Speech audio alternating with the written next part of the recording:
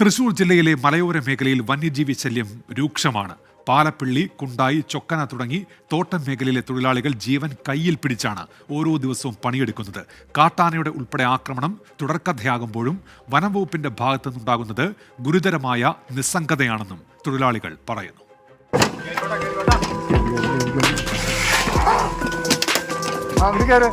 ഞങ്ങളിവിടുത്തെ ഹരിസന്റെ തോട്ടം തൊഴിലാളികളാണ്. ഞങ്ങൾക്ക് ജോലിക്ക് പോകാൻ ഈ കാട്ടാനയെ കൊണ്ട് വളരെ ബുദ്ധിമുട്ടാണ്. രാവിലെ ഞങ്ങൾ പോണ റോട്ടിലും കാട്ടിലും പകലും ഒക്കെ ആനകളാണ്.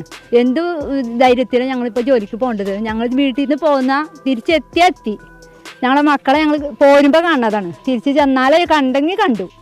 അത് അങ്ങനത്തെ ഒരു അവസ്ഥയാണ് ഇന്ന് ഞങ്ങൾ തോട്ടം തൊഴിലാളികൾ നേരിട്ടുകൊണ്ടിരിക്കുന്നത്. ഞങ്ങൾ പേടിച്ച് വിറച്ചിട്ടാണ് ചിലപ്പോൾ സമയത്ത് അടുത്ത് വരെ എത്താറുണ്ട്. ആനകൾ കാണില്ല, അവർ ഒരു ചവിട്ട് ഒച്ചയൊന്നും കേൾക്കില്ല ചില സമയത്ത് വരുമ്പോൾ. അങ്ങനെ ഭയങ്കര പേടി ധൈര്യം അങ്ങനെയാണ് പോകുന്നത്.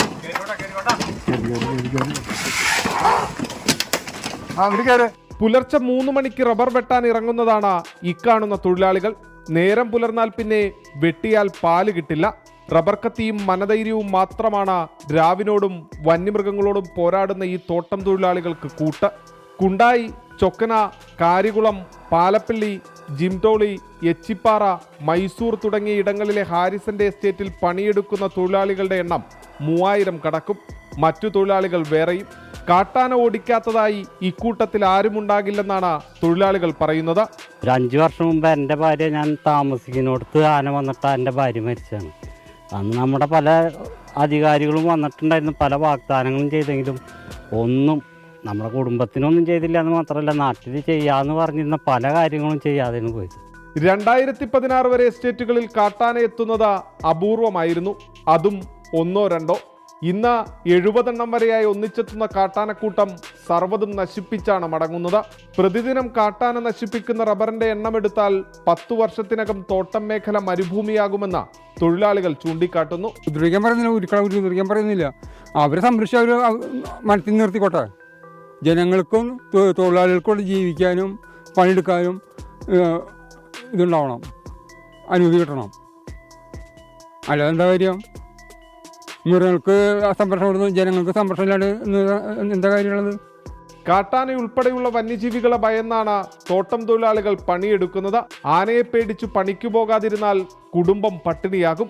ജീവിക്കാൻ വേറെ മാർഗങ്ങളില്ലാത്തതിനാലാണ് ഈ ഞാണുമ്മൽ കളിയെന്ന് തൊഴിലാളികൾ പറയുന്നു. ഇവിടെ പുലർച്ചെ ടാപ്പിങ്ങേർ വരും. 2:30-3:30 ആകുമ്പോഴത്തേനും ടാപ്പിങ് തുടങ്ങും. ഇവിടെ സോളാർ ലൈൻ ഇട്ടിട്ട് അവിടെ ഇപ്പോൾ വർക്ക് ചെയ്യുന്നില്ല. ഇപ്പോൾ ഏറ്റവും കൂടുതൽ ആനക്കാന കയറുകയാണെങ്കിൽ ഞങ്ങൾക്ക് ഇതിൽ സുരക്ഷിതമായിട്ട് പണിയെടുക്കാം.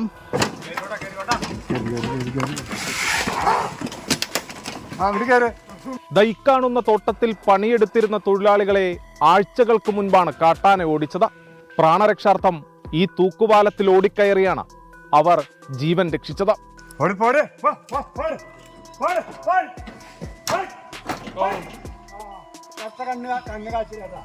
തോട്ടത്തിലേക്ക് ആനകൾ കടക്കാതിരിക്കാൻ ട്രെഞ്ച് സ്ഥാപിക്കണമെന്നതാണ് തൊഴിലാളികളുടെ ആവശ്യം. വർഷങ്ങൾക്ക് മുമ്പ് ട്രെഞ്ച് ഉണ്ടായിരുന്നെങ്കിലും കാലക്രമേണ അത് മണ്ണു മൂടിപ്പോയി. പുനർനിർമ്മാണം ആവശ്യപ്പെട്ട് വനം വകുപ്പിനെ സമീപിച്ചെങ്കിലും അനുമതി നിഷേധിക്കുകയായിരുന്നു. കാടിറങ്ങിയെത്തുന്ന കാട്ടാനകളെ പാർപ്പിക്കുന്നതിനുള്ള തുരുത്താക്കി തോട്ടം മേഖലയെ മാറ്റാനുള്ള നീക്കമാണ് വനം വകുപ്പിൻ്റെതെന്നാണ് ഉയരുന്ന ആക്ഷേപം. ട്രെഞ്ച് നിർമ്മാണത്തിന് ഹാരിസൺ ഉൾപ്പെടെയുള്ള കമ്പനികൾ സന്നദ്ധത അറിയിച്ചിട്ടും വനം വകുപ്പ് മുഖം തിരിക്കുന്നതിന് കാരണവും ഇതുതന്നെയാണെന്ന് തോട്ടം തൊഴിലാളികൾ ചൂണ്ടിക്കാട്ടുന്നു. ഈ സാഹചര്യത്തിൽ തൊഴിൽ സുരക്ഷിതത്വം ഉറപ്പാക്കണമെന്നാവശ്യപ്പെട്ട് ഹൈക്കോടതിയെ സമീപിക്കാൻ ഒരുങ്ങുകയാണ് തൊഴിലാളികൾ.